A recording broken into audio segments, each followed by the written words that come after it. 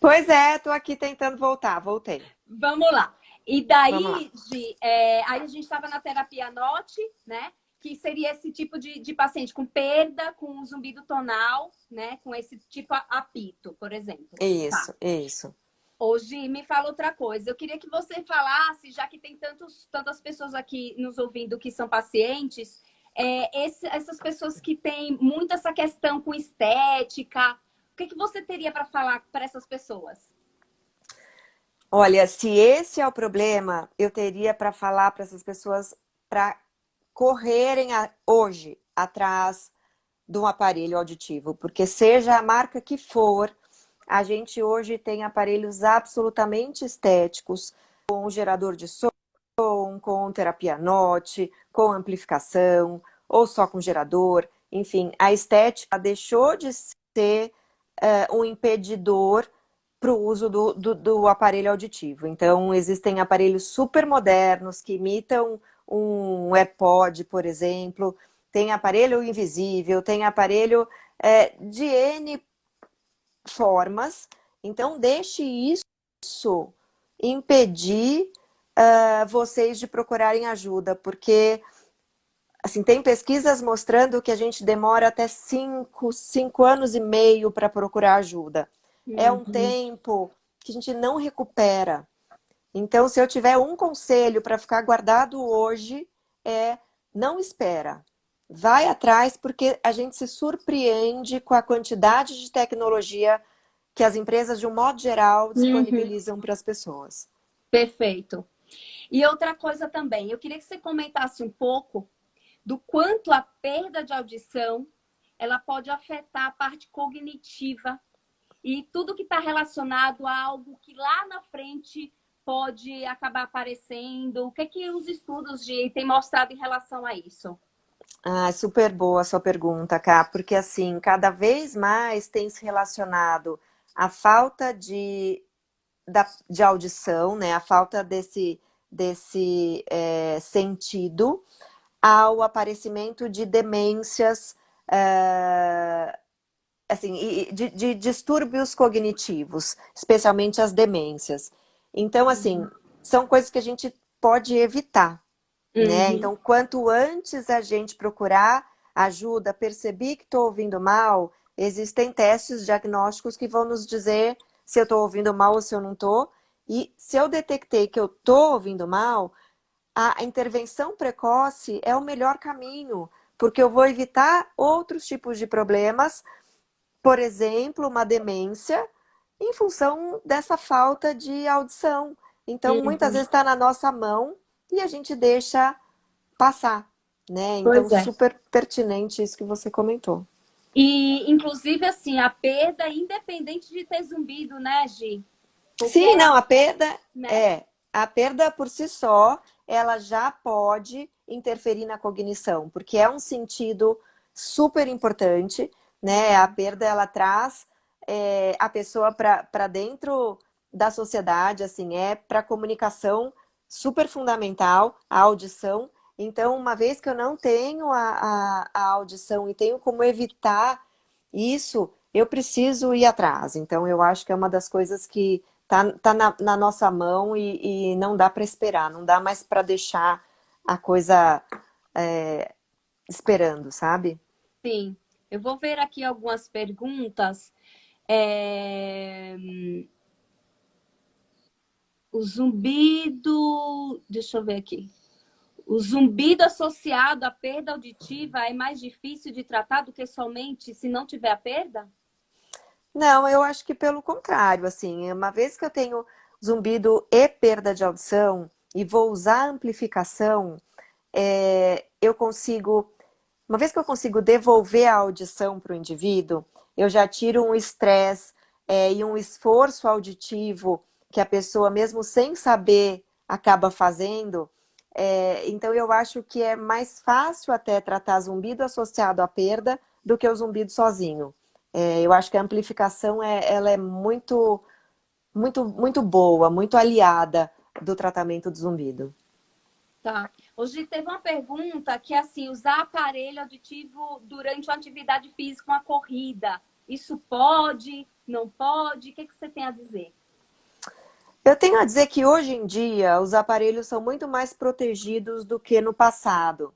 Qual que é o grande impacto do esporte no aparelho auditivo? É o suor, né? Então, assim, o suor eventualmente pode, a umidade em si, eventualmente pode trazer problemas técnicos no aparelho. Mas hoje os aparelhos, em geral, eles vêm com uma proteção bem importante contra entrada de água, de suor, de poeira.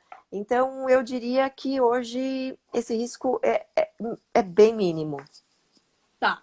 Gente, eu tô vendo que tem muitas pessoas, não sei se entraram agora, perguntando se tem como usar aparelho auditivo mesmo sem ter perda, né? A Gi falou que é através do gerador de som. Sim, é um aparelhinho que você usa, mas com gerador de som, não com amplificador, porque não haveria uma perda, né? Teve uma pessoa que perguntou aqui se é fácil encontrar aparelhos auditivos analógicos. Analógicos, hum, não é fácil encontrar hoje em dia, porque a grande maioria dos aparelhos foram substituídas por digitais. O que eu diria para quem perguntou é que a gente tem muito recurso interessante na era digital. Hoje a gente é digital. Então, assim, vamos entender exatamente por que dessa demanda do analógico. Tem até aparelho digital que você consegue deixar mais linear, mais parecido com o analógico, mas vale a pena entender por que exatamente eu preciso de um aparelho analógico hoje em dia. Uhum, exatamente. Tem uma pergunta que é: eu posso fazer bike, fazer treino com bike e usar aparelho? Então, a gente volta para a questão do suor, né? Então, quem faz muito esporte, transpira muito e usa o aparelho, eu acho que tudo bem, só tem que tomar alguns cuidados com relação à desumidificação. Então, colocar à noite o aparelho num desumidificador, tem desumidificadores elétricos hoje super eficientes, então redobrar o cuidado com essa desumidificação. Mas eu acho que tem que usar o aparelho para tudo quanto é atividade, menos na água, né? Eu acho que é a única coisa que não dá para usar por enquanto. Tá. Ô, Gita, uma pergunta que é: quem tem perda auditiva leve, pode ter zumbido? Ótimo, eu adoro essa pergunta porque ela é pertinente. Pode, a perda auditiva de qualquer grau pode causar zumbido, e quem tem perda auditiva leve também deve usar aparelho, tá? Porque perda auditiva leve é perda auditiva. Então a gente deve recuperar aquelas frequências que foram perdidas e para tentar resgatar não só a audição, ainda que a pessoa não tenha queixa, mas para melhorar o zumbido, tá? Então, perda auditiva leve tem indicação de uso de aparelho auditivo, sim. Também, tá. Ô, Gi, no caso, eu tô percebendo aqui as perguntas, né? Então, gente, só para a gente esclarecer, independente da causa, assim, mas não tem perda de audição na audiometria, né? A audiometria tá normal, mas se é por causa emocional, se é por questão muscular, e muitas vezes esse paciente já fez inúmeros tratamentos, é um zumbido que incomoda. Aí estão perguntando, pode usar aparelho? Então, é no sentido de usar gerador. É um aparelho que vai gerar um som. Sim, então a resposta é sim. Mesmo sendo emocional, muscular, etc. Tá bom? Mesmo sem perda. A única coisa que vai levar ao uso com amplificador, como a Gi falou, é quando tem a perda. Ô, Gi, Isso. eu acho, não sei se teve alguma colega que fisioterapeuta que perguntou, né? Mas, quem vai indicar o aparelho? Então, geralmente é o otorrino que recebe esse paciente e ele indica, ou esse paciente pode procurar, vocês estão na linha de frente, o paciente pode procurar vocês direto para usar um aparelho? Não, então, via de regra, o caminho sempre é o paciente vai procurar um médico otorrino, porque esse médico vai fazer investigações para entender as possíveis causas desse zumbido. E o médico prescreve o uso do aparelho. Então, aparelho auditivo, ele é prescrito, tá? Então, ele precisa de prescrição médica. Esse seria o caminho normal. Eventualmente, um paciente foi parar num centro auditivo, ou foi parar numa fonoaudióloga, a gente tem consciência desse caminho e vai indicar esse paciente para um otorrino para fazer o caminho normal. Então, não tem problema se o paciente, de repente, vier parar primeiro na nossa mão, a gente faz esse resgate de encaminhar para o otorrino para depois fazer os testes. Então, é importante que exista um diagnóstico anterior ao uso do aparelho, tá? Tá. Outra pergunta aqui. Molde aberto é uma regra para quem tem perda somente em agudos com graves preservados? Olha, eu sou avessa a regras, mas que molde aberto é indicado para esse tipo de perda? Tá? Porque a chance de eu ter um efeito de oclusão ali enorme, se eu tenho graves preservados, é grande. Mas a gente já viu de tudo nessa vida. Tem paciente que se adapta com um molde fechado, mesmo tendo graves preservados. Mas, via de regra, a indicação é de molde aberto para quem tem graves preservados. E preservados, eu digo ali, em limiares quase que normais, tá? Perfeito, Gi. Gi, eu lembrei da sua última aula que eu assisti, lá no Ampliando Zumbido e Tontura, lá do pessoal da Unifesp. E eu adorei um slide que você colocou, que foi super didático, que eu queria que você falasse um pouquinho aqui, que foi assim, paciente com zumbido tolerável, né? Um zumbido tranquilo, e audiometria normal. Aí você colocou, o indicado seria um aconselhamento. E o paciente que tem audiometria normal, mas aquele zumbido que incomoda, o ideal seria o aconselhamento mais o gerador de som, né? E teve aqueles outros dois lá que eu queria que você comentasse, né? Que é o que tem a perda, mas o zumbido que não incomoda, enfim. É que eu acho, assim, às vezes existem tantas opções terapêuticas que eu acho que o profissional às vezes pode ficar confuso com relação ao que usar para cada paciente. Então, o que eu considero divisor de águas? Obviamente, se o indivíduo tem perda de audição ou não, né? Então, se tem audiometria normal ou se tem perda. E como é aquele zumbido? Se é um zumbido que tem impacto na qualidade de vida, ou se é um zumbido leve que a pessoa tem, mas não se incomoda.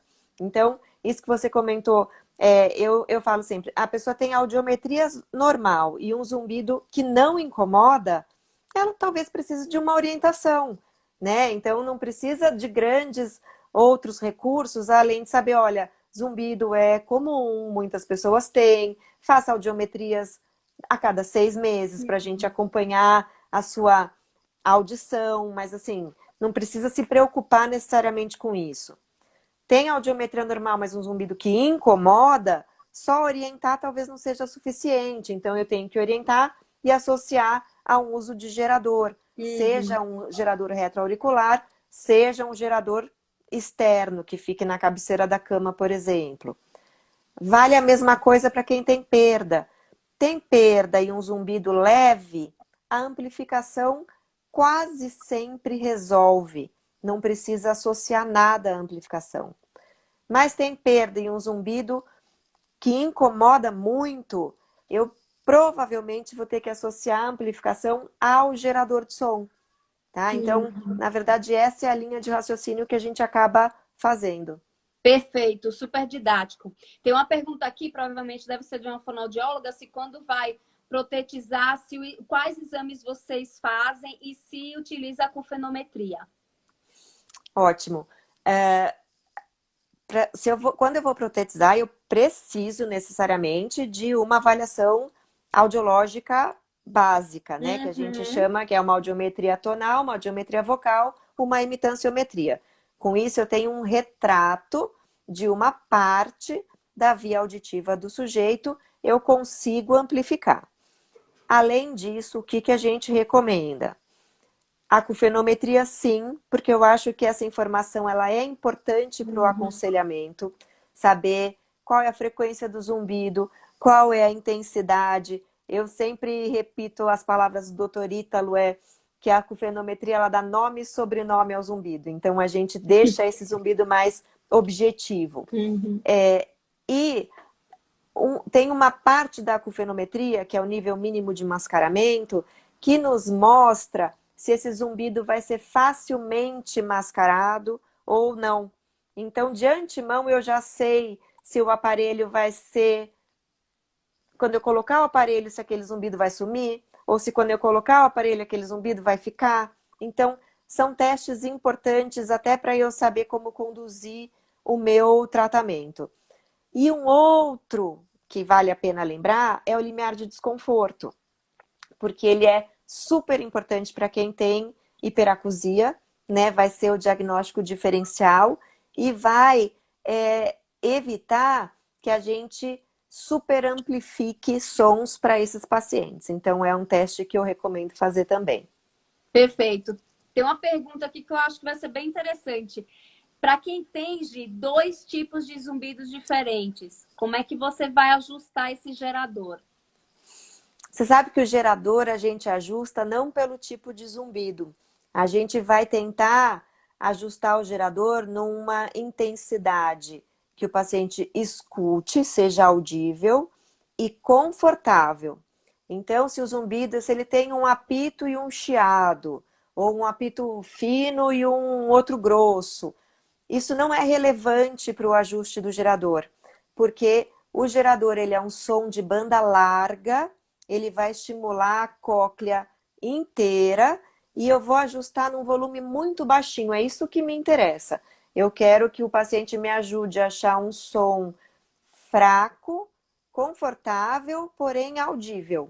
É isso que eu quero quando eu ajusto o gerador. Perfeito. Deixa eu ver aqui mais perguntas.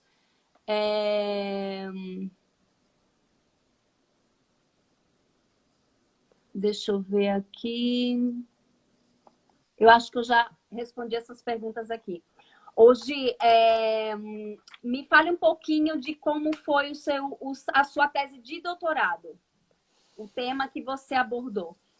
Tá, legal. No meu doutorado, eu quis comparar a amplificação pura, convencional, com a amplificação associada ao gerador. Ao longo, assim, as minhas linhas de pesquisa sempre foi para tentar comprovar possíveis teorias. Uhum. E o que eu também encontrei na minha pesquisa de doutorado? Também foi um ensaio clínico bem desenhado, que na verdade os dois grupos melhoraram. Os dois grupos tinham perda auditiva e zumbido, e eu não provei no meu estudo que eu preciso usar gerador associado à amplificação, tá? Porque Uhum. lá, quem usou amplificação pura também melhorou. Então, eu não estou aqui para dizer liguem gerador para todo mundo. Não acho que esse é o caminho. Perfeito, Eu acho que tem muita gente que melhora só com amplificação e tem aqueles que precisam associar as duas coisas. perfeito. Ô, Gi, o que é esse som fractal? Boa! Esse som fractal é um outro recurso. Olha o tanto de coisa que tem Uhum. para a gente usar como alternativa terapêutica. Então, assim, o som fractal, ele é mais uma forma de estimulação acústica. Ele é um som que imita aquele sino dos ventos, mas ele é um som que a gente não consegue prever qual é o próximo estrofe. Ele é uma música que ela não repete a estrofe. Eu posso escolher dentre vários tipos de som fractal. Ele pode ser associado à amplificação ou não. E vai ter gente que gosta desse estímulo, especialmente aquelas pessoas que têm um zumbido muito associado ao estresse, porque tem muita pesquisa dizendo que a música tem um efeito relaxante. Então, tem paciente que se sente super bem com som fractal. Tem paciente que não, que prefere um ruído branco ou que prefere um som tipo onda do mar. Então, é um outro tipo de estímulo super relevante que para um grupo específico de pacientes funciona e para outro grupo não. Assim como o chiado funciona para um e não funciona para outro. de qualquer maneira, o que não faltam são opções. Exatamente, é isso que teve alguns comentários aqui. Teve uma pessoa que falou: Nossa, eu não sabia que tinha tanta opção de tratamento para zumbido, né? Que é justamente, né, a ideia que os profissionais passam para os pacientes é: olha, não tem o que fazer, você tem que se acostumar e não tem muito o que fazer além do que eu estou tentando te mostrar aqui. E o pessoal está comentando aqui: Nossa, toda live você mostra uma possibilidade de tratamento, eu tô até perdido. Então, isso é ótimo, por Não, um é lado, ótimo. né, Gi? Assim, é uma pena que ainda se ouça isso, porque há anos a gente vem tentando esclarecer para a comunidade, para os profissionais de um modo geral, que tem muita coisa para se fazer. Do ponto de vista tecnológico, existem N possibilidades e tem muito profissional capacitado para atender, os pacientes com zumbido também. Então, eu volto a repetir. Não sentem e esperem, porque tem muita coisa para ser feita, tá? Tá. Hoje teve acho que é uma fono que perguntou se, assim, para quem tem perda de audição, se você sempre começa com amplificador só com amplificador. E daí, dependendo da melhora ou não do zumbido, aí você coloca um gerador ou você já começa com um gerador junto com o amplificador por causa daquela resposta da sua tese de doutorado. Tá. E eu também vi rolando aí uma pergunta: qual a minha opção, minha preferência. A minha Isso. preferência é sempre amplificação, tá? Então, assim, tem perda, eu sempre vou partir para amplificação. Agora, assim, eu não sigo uma regra, começa só com amplificação, dali uma semana liga gerador. Para mim é assim, coloquei a amplificação. Se o paciente teve alívio naquele momento, segue só com amplificação.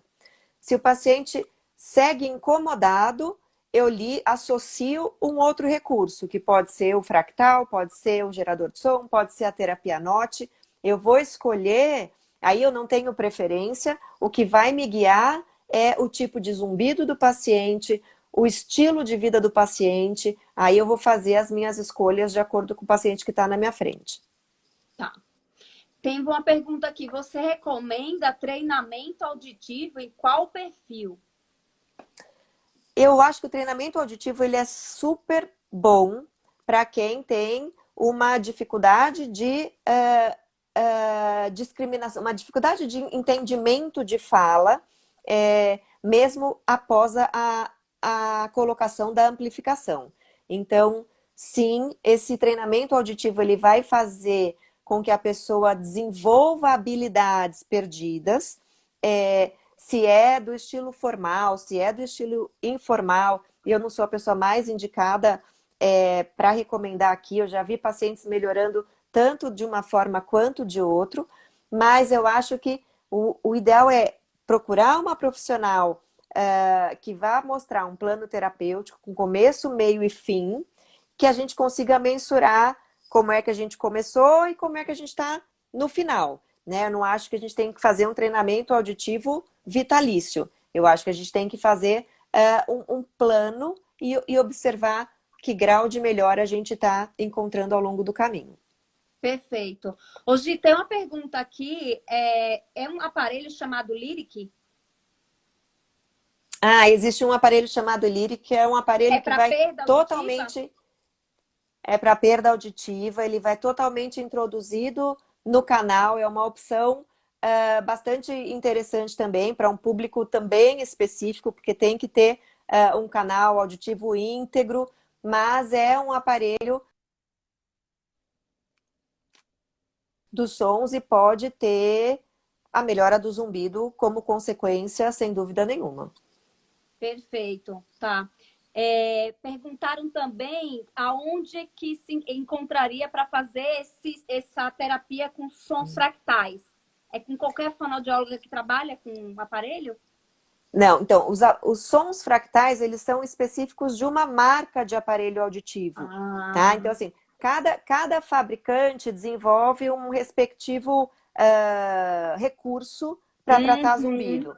Então, o mais comum, que acho que todos os fabricantes têm, são os geradores de som tá. tradicionais. Sejam os ruídos contínuos, sejam os ruídos modulados, isso são encontrados em todo lugar.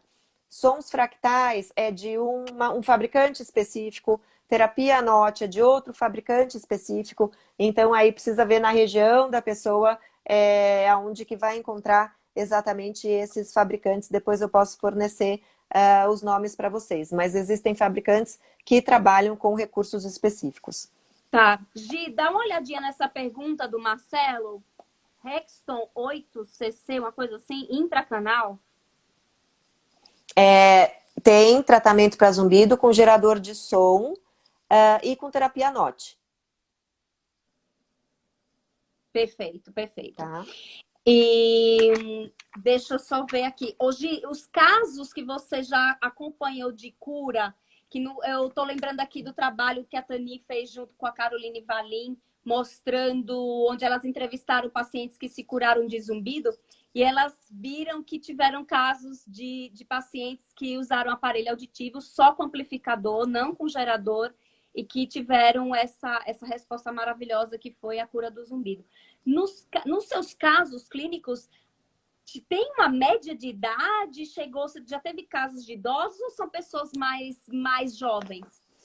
A gente já teve, inclusive, eu tive um paciente em comum com a doutora Tani lá no passado, que era um paciente bem idoso e que depois de uns 6 meses de uso de amplificação pura, teve abolição do zumbido. Então, assim, não é uma questão de idade. A gente, com a amplificação, vai estimular a via neural, né? E eventualmente é essa falta de estimulação que está fazendo esse zumbido ser gerado. Isso não tem a ver com a idade. O que a gente costuma dizer, zumbidos mais recentes costumam melhorar mais rápido, zumbidos mais antigos eventualmente demoram mais para responder, porque eu tenho a via neural mais comprometida, mas ainda assim a gente já viu boas respostas em zumbidos de muitos e muitos anos. Perfeito. Deixa eu ver aqui que tem uma pergunta. Tem uma pessoa aqui que fala que ouve, mas não entende as palavras. O que isso quer dizer, Gi? É super comum, porque assim, são 2 processos. Um é a percepção do som, né? Eu posso perceber o som, mas para eu saber o que aquele som significa, esse som tem que fazer um caminho e chegar na região do meu cérebro que decodifica esse som. Então, dependendo do tipo da perda, dependendo do grau da perda, eventualmente eu escuto a voz da pessoa, eu sei que ela está falando, mas eu não faço a menor ideia do que ela está falando. Ou a gente brinca assim, é aquela história da velha da Praça é Nossa, né? Eu escuto uma coisa, mas entendo, a pessoa falou uma coisa, mas eu entendo outra. Então, nesse tipo de problema, obviamente existe uma perda de audição, o aparelho pode resgatar total ou parcialmente isso. E nesses casos, aquele treinamento auditivo que foi comentado aí atrás pode ser útil, né? Então, se a amplificação sozinha não ajudar, eu posso associar a amplificação a esse treinamento auditivo. Então, se eu escuto, mas não entendo, faça uma audiometria, possivelmente tenha uma perda e procure ajuda com relação à amplificação. Perfeito. Ô, Gi, para finalizar, qual seria a idade que seria interessante fazer a primeira audiometria? É já a criança, isso seria interessante a gente levar o nosso filho quando em uma determinada idade, quando ele está naquele ambiente escolar. Você acha importante isso? Eu queria que você comentasse sobre essa questão aí. Qual idade começar a fazer audiometria para uma questão preventiva, digamos assim? Bom, eu vou te dizer que começa que o recém-nascido faz exame de Isso. audição na maternidade, né, por lei. Então, assim, a gente garantir que o indivíduo tem audição, ou ao menos saber que existe um problema para poder resgatar esse problema o quanto antes, é fundamental.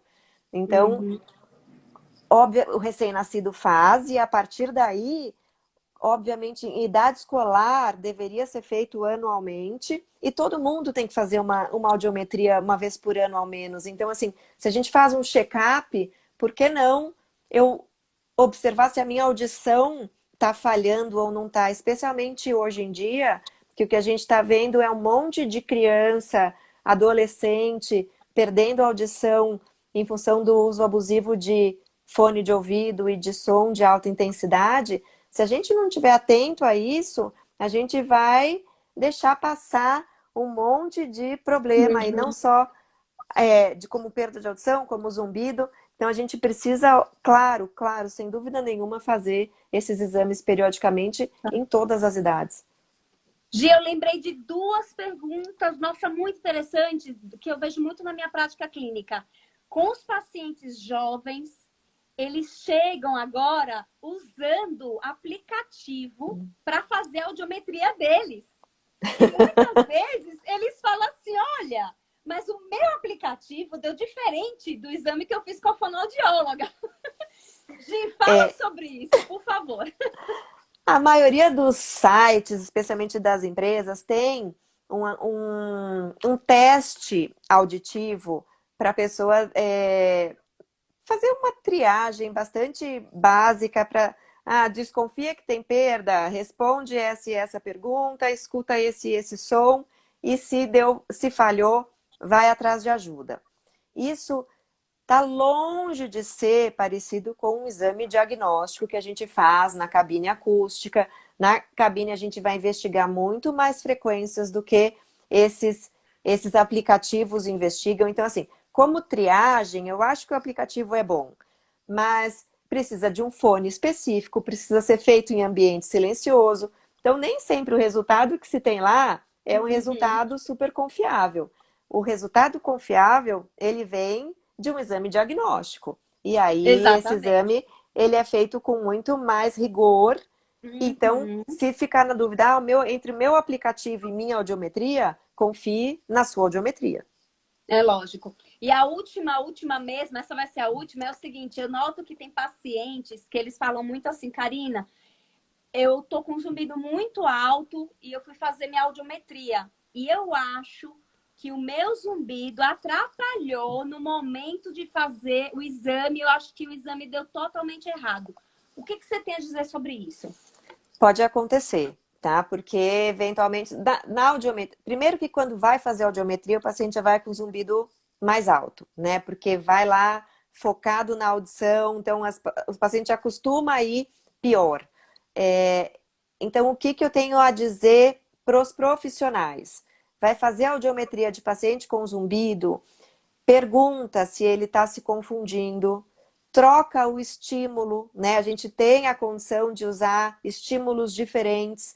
Então, vamos tentar facilitar a vida do paciente, porque eventualmente é difícil sim para ele responder. Ele vai responder para o zumbido dele, não para o que a gente está querendo de fato pesquisar. Então, a gente precisa ter um cuidado redobrado quando faz exames em geral de paciente com zumbido, e na audiometria é relativamente simples trocar o estímulo e facilitar a vida de todo mundo. Perfeito. Gente, amei. Eu bati recorde aqui de seguidores nos vendo.